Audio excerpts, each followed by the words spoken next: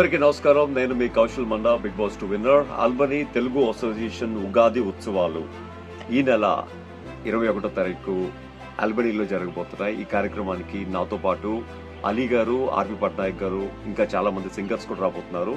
ఈ కార్యక్రమానికి మీరందరూ విట్ చేసి ఈ ఉగాది ఉత్సవాల్ని సూపర్ డూపర్ హిట్ చేయాల్సిందిగా మనస్ఫూర్తి కోరుకుంటున్నాను. ఎందుకంటే ఇందులో lot of entertainment and singing తో పాటు మీకు కావాల్సిన